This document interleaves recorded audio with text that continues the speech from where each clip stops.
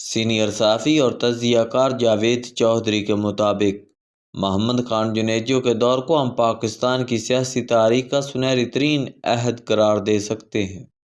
محمد خان جنیجو ضلع سانگڑ کے ایک زمیندار تھے۔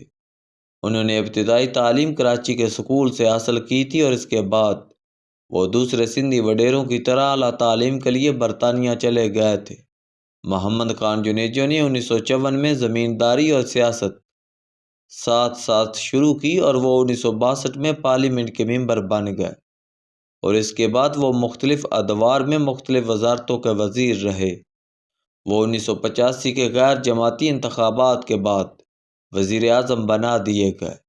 وہ ذاتی زندگی میں انتہائی سادہ، شریف النفس، دھیمے اور بردبار شخص تھے، لہذا اس وقت کے باوردی صدر جنرل ضیاء الحق کا خیال تھا جنیجو ان کے لیے ایک آئیڈیل ثابت ہوں گے، لیکن 23 مارچ 1985 کو محمد خان جنیجو نے پارلیمنٹ سے اپنے خطاب ہی میں جنرل صاحب کی یہ خوش فہمی دور کر دی۔ جنیجو صاحب نے واضح الفاظ میں فرمایا، جمہوریت اور امریت ساتھ ساتھ نہیں چل سکتی۔ بطور وزیر اعظم انہوں نے صدر جنرل ضیاء الحق کے ساتھ اپنی پہلی سرکاری ملاقات میں بھی بڑی سادگی سے صدر ضیاء الحق سے پوچھ لیا، جنرل صاحب آپ مارشل لاء کب اٹھا رہے ہیں؟ اور جنرل ضیاء الحق اپنی چوائس پر بڑی دیر تک کف افسوس ملتے رہے۔ محمد خان جنیجو نے اپنے 3 سالہ دور میں پاکستان میں بے شمار جمہوری روایات قائم کی۔ ان روایات کی مثال اس سے قبل ملتی تھی اور نہ ہی مستقبل میں ملے گی۔ ان کے دور میں پیپلز پارٹی پاکستان کی سب سے بڑی سیاسی قوت تھی۔ جنرل ضیاء الحق 8 برس سے پارٹی کو کریش کرنے کی کوشش کر رہے تھے۔ جنرل ضیاء الحق نے پارٹی کے چیئرمین ذوالفقار علی بھٹو کو پھانسی پر لٹکا دیا، بیگم نصرت بھٹو اور بے نظیر بھٹو کو جلا وطن کر دیا، پارٹی کی دوسری قیادت کو جیلوں اور حوالات میں پھنکوا دیا اور کارکنوں کو سرے عام کوڑے مارے۔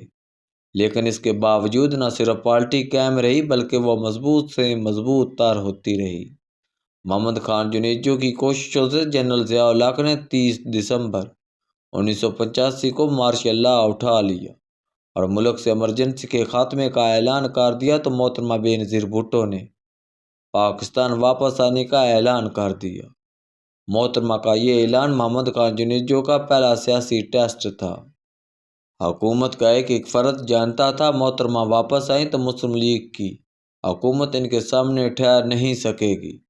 مارچ 1986 کو صدر جنرل ضیاء الحق نے وزیر اعظم محمد خان جنیجو کو بلایا اور انہیں حکم دیا، آپ بے نظیر بھٹو کو پاکستان میں اترنے کی اجازت نہ دیں۔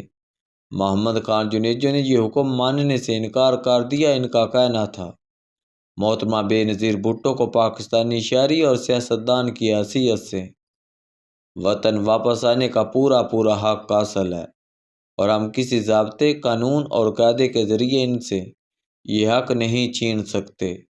جنرل ضیاء الحق محمد خان جنیجو سے اس جواب کی توقع نہیں کرتے تھے، لہذا دونوں کے تعلقات کشیدہ ہو گئے۔ بعد ازاں محترمہ نے واپسی کے لیے 10 اپریل 1986 کے دن کا انتخاب کیا تو کابینہ کے ارکان نے بھی محمد خان جنیجو کو سمجھانے کی کوشش کی، لیکن وزیر اعظم کا کہنا تھا ہمیں محترمہ بے نظیر بھٹو کا مقابلہ سیاسی میدان میں کرنا چاہیے۔ پاکستان میں 8 برس بعد جمہوریت بحال ہوئی اور یہ جمہوریت کا پہلا ٹیسٹ ہے، ہمیں اس امتحان پر پورا اترنا چاہیے۔ 8 اپریل کو صدر جنرل ضیاء الحق نے بے نظیر بھٹو کے خلاف فوج اور پولیس کو براہ راست استعمال کرنے کا فیصلہ کیا۔ محمد خان جنیجو کو معلوم ہوا تو انہوں نے 4 صوبوں کے آئی جیز کو بلا کر حکم دیا، اگر آپ لوگوں نے کوئی براہ راست حکم سنا اور اس پر عمل درآمد کیا تو میں آپ کو اسی وقت نوکری سے برخاست کر دوں گا۔ وزیر اعظم محمد خان جنیجو نے پیپلز پارٹی کے کارکنوں کو آزادانہ نقل و حرکت کی اجازت بھی دے دی، لہذا 9 اور 10 اپریل کو پورے ملک سے پیپلز پارٹی کے 10 لاکھ کارکن لاہور آئے۔ وہ سڑکوں پر کھڑے ہوئے اور انہوں نے بے نظیر بھٹو کا والہانہ انداز سے استقبال کیا اور اس دن لاہور میں کوئی شیشہ ٹوٹا اور نہ ہی بتی۔ وزیر اعظم محمد خان جنیجو اور صدر جنرل ضیاء اللہ کی اپروچ کا یہ فرق بنیادی طور پر جمہوریت اور آمریت کا فرق ہے۔ دنیا کا کوئی بھی آمر کسی شہری کو اپنے سامنے سر اٹھاتے نہیں دے سکتا۔ آمریت کا پہلا وار انسان کے بنیادی حقوق پر ہوتا ہے اور آمروں کی پوری خواہش ہوتی ہے لوگ ان کی اجازت کے بغیر سانس تک نہ لیں۔ لہذا جب بھی کوئی شخص حکومت کی اجازت اور منشا کے بغیر سانس لیتا ہے تو آمر اسے گستاخی سمجھتے ہیں اور اس گستاخی کو سزا دینے کے لیے پوری قوت میدان میں اتار دیتے ہیں۔ آپ فیلڈ مارشل ایوب خان سے لے کر جنرل پرویز مشرف تک پاکستان کے تمام آمروں کی تاریخ کا مطالعہ کر لیں۔ آپ کو ان کی نفسیات میں یہ پہلو مشترک ملے گا۔ آپ کو یہ لوگ ہر مخالف اور ہر سچی آواز کو دباتے دکھائی دیں گے، خواہ یہ آواز محترمہ فاطمہ جناح کی ہو، شیخ مجیب الرحمان کی ہو، ذوالفقار علی بھٹو کی ہو، محترمہ بے نظیر بھٹو کی ہو یا پھر میاں نواز شریف کی۔